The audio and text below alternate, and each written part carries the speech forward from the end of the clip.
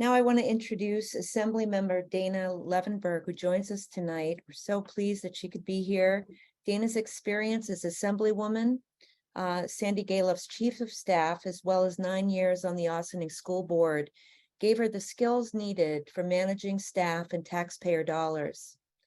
During her tenure as Ossining Town Supervisor, Dana focused on building healthy communities, economically, environmentally, physically, and mentally, all through a lens of equity. Dana brings a positive can-do attitude to her work, along with an instinct for collaboration. She co-founded the Ossining Microfund, as well as the newly formed Open Arms for Refugees, organized in the wake of the US withdrawal from Afghanistan. Dana also served on a number of boards or advisory boards throughout the region, including Sustainable Westchester, the Sing Sing Prison Museum, the Westchester Municipal Planning Federation, the Westchester Municipal Officials Association, Historic Hudson River Towns, and T-Town. Dana will continue working to make the 95th Assembly District greener, fairer, and more prosperous for all through partnerships and innovative approaches to problem solving. Welcome, Assemblymember Dana Levenberg.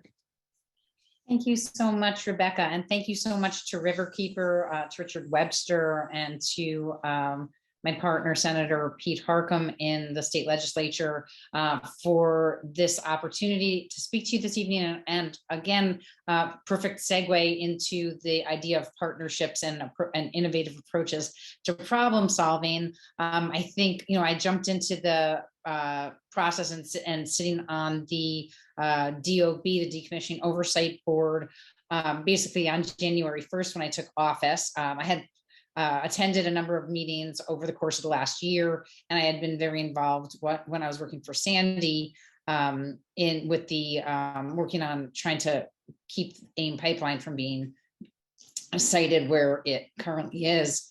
Excuse me. So I'm, obviously familiar with the issue. I'm grateful for the new information. I learned a little bit more today, actually, listening to Richard and also to Dr. Lee. Recently, Dr. Lee and I think another partner of yours presented to the Decommissioning Oversight Board. And at the same time, we learned about Holtec's plan to discharge the treated water into the Hudson, 1 million gallons, in August.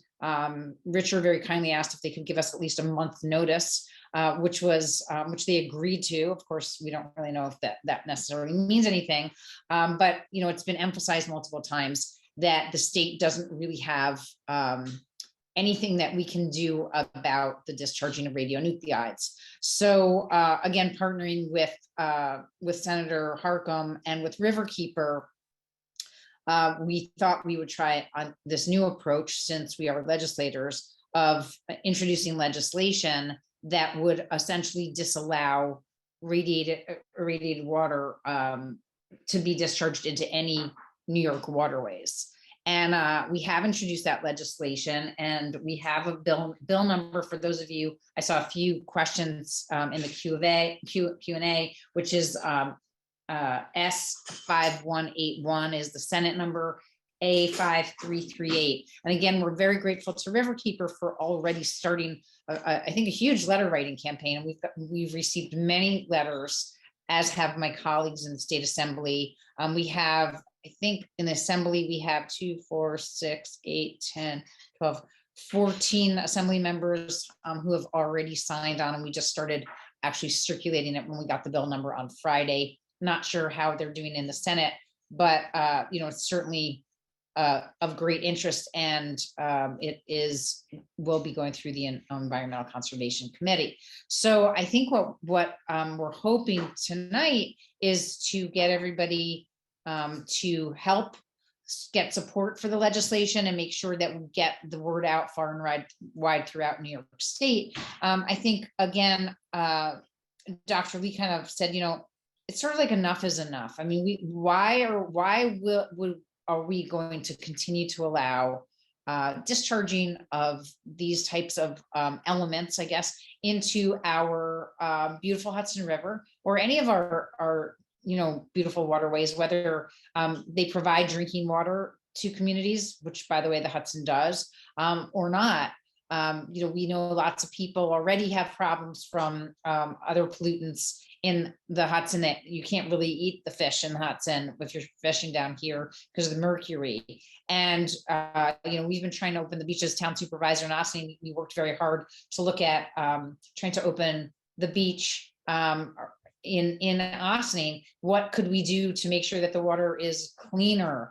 And, knowing that we're dumping any sort of toxins into the water that would prevent people from using it to swim in, to paddle board, to kayak, to sail, or any other things that people love to do in our beautiful waterways, just doesn't make sense. It just doesn't make sense.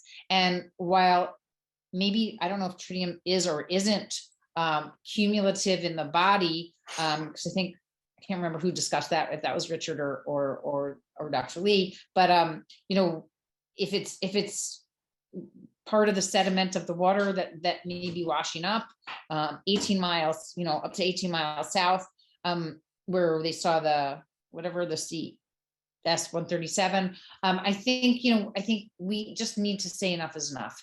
And at the very least, and this is the least, we need to slow down this discharge until we can find a better plan. I don't know that there's any plan right now that's perfect. At the last meeting of the Decommissioning Oversight Board, we heard from the nuclear expert who is part of the board, who presented to us about basically what they saw were the 4 potential options as part of the decommissioning process. And again, I think it's important to note that Holtec has been hired to close the plant down. So just leaving things as is doesn't necessarily fit into their plan. It doesn't fit into their plan to speed up the process and get out and be done. And and some of our communities don't like it either, for the reason that they want the land back to be put back into service as something else. So all of those are working sort of in different directions as to how we can move forward on this. But I think that for those of us who greatly value the Hudson River and all that it has to offer, I think that we need to work hard to get the legislation passed, to slow the process down, to figure out an alternative that is sensible, that is presents the least harm, and potentially no harm. That's a possibility. And I'm grateful again to all the partners and all the advocates, and there are many of them who are on tonight and who have participated in the hearings for a couple of years now. And again, I think Richard credits the public outcry with actually getting the plant shut down eventually, and helping with lawsuits and helping put pressure on us as well as our federal legislators. And I think that that's another area that we need to continue to pressure, which is to make sure that our federal legislators know how upset everybody is about this potential release, and do whatever we can to slow it down until we can figure out something safer. So again, thank you for the opportunity.